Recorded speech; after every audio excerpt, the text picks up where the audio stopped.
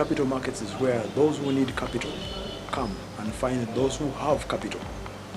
So it's a marketplace where those who need capital, like issuers of securities, who constitute government and private companies, meet those who have the savings to invest in these companies or to buy the securities that those who need capital offer as a way of raising capital for their businesses. Government is one of the biggest issuers of securities. They offer bond securities and treasury bills on a regular basis. But once in a while you have companies that have issued securities over time. And these are bonds. We've had about 12 bond issuances in the Capital Markets Authority over the past about 15 years. We've had about 10 equity offers or equity security offers over the past 20 years. But then you also have those who have money, the savers, who can be individual savers or institutional savers. The biggest institutional savers we have are the retirement benefit funds, and NSSF is the biggest. We also have individual savers, and since the beginning of the capital markets in Uganda, we've reached about 40,000 individual savers who buy these securities. Now, the Capital Markets Authority is the government agency that regulates the capital markets, that licenses the players who bring those with money together with those who need money. Our main job is to license, to handle complaints, and to ensure that there's confidence in the minds and hearts of the public in investing in financial assets or financial securities.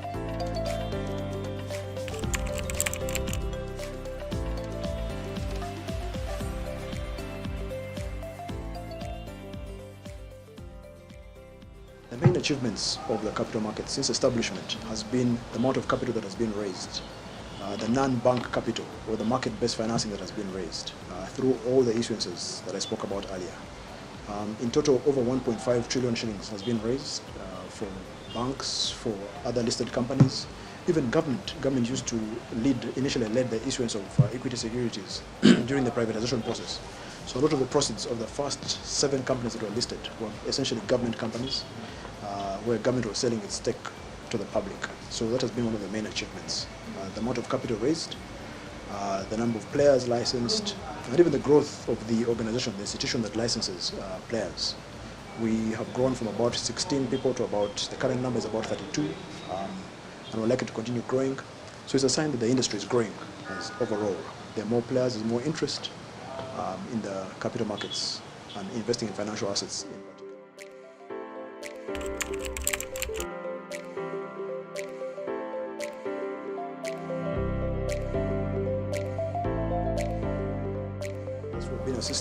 There have been several issuances driven mostly by the people we license, and they also have a big responsibility in making sure that this benefit goes down to the SMEs. Now, I have to be clear that raising market-based or non-bank financing requires the issuer or the company trying to raise this money to be of a certain scale or to be trying to raise a certain amount of money, because there are fixed costs involved in the process of raising market-based financing. So you need to be trying to raise at least about 3 billion shillings and above to justify the costs and the time it takes to go through the process of raising market-based financing. Once you do that, the benefits is that it's long-term. Once you issue a bond, for example, you can issue a bond for 10 years, even 15 years. Now the government is issuing a 20-year bond. So companies can also use the same opportunity to issue a longer-term bond. So the capital that is raised through the capital markets is patient, and this is why we really encourage many more businesses out there to prepare their books of accounts, to get ready to be able to be presentable before investing.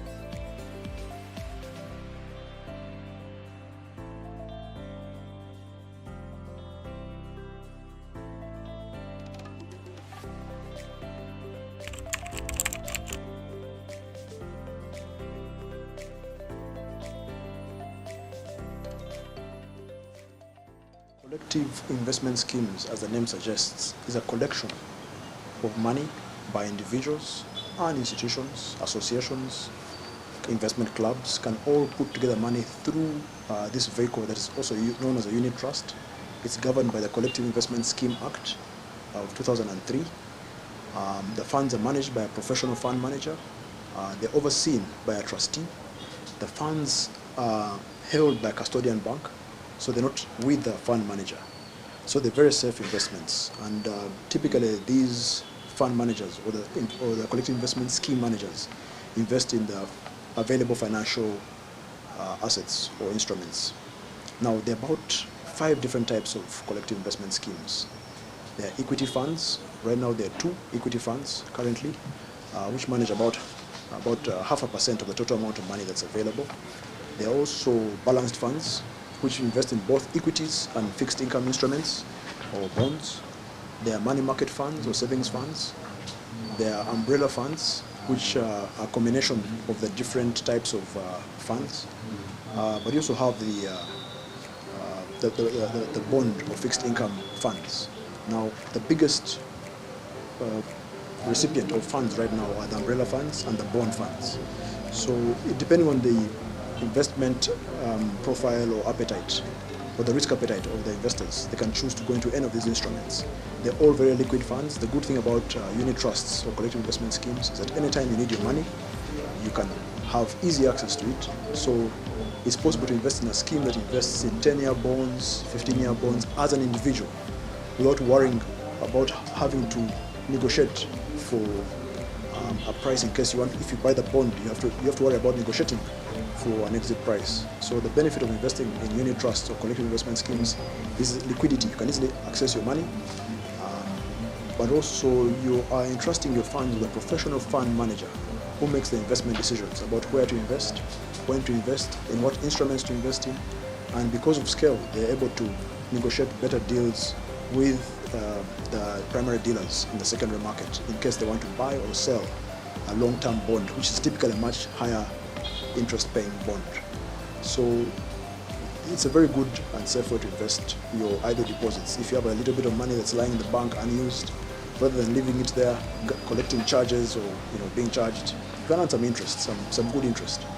I think the lowest interest that has been offered so far is about 7%. But I know that some of these schemes have offered higher interest returns, 7% per year. So it's possible to earn, with your money can work for you rather than sit in the bank idle. And we've seen tremendous growth of these assets under collective investment scheme management. They've grown from around 31 billion in 2006. They're currently about 1 trillion.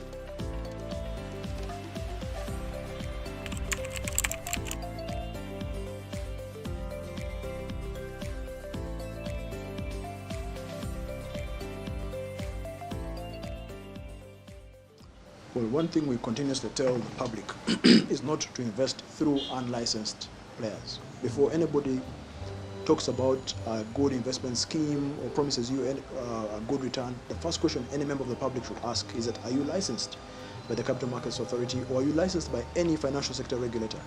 If the answer is no, there should not be any persuasion to invest through these schemes, however interesting or however high the return that is promised. If you do so at your own risk.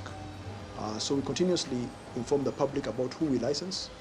We continuously warn the public against licensing through unlicensed players, but also handling cases through the Director of Public Prosecutions, the DPP, and the police, for those cases where these people have defrauded Ugandans, because they're really violating our regulations. No one is supposed to act or purport to be a fund manager if they're not licensed by the Capital Markets Authority. So what these people are doing is actually illegal.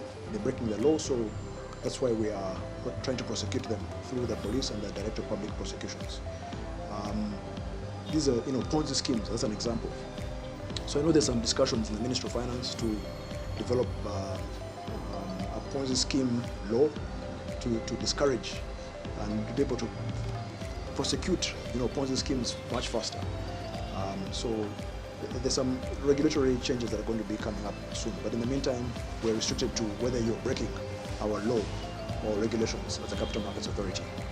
So we continuously warn the public. It's one of the main things that we do all the time when we're talking to the public, warning them against investing through unlicensed schemes.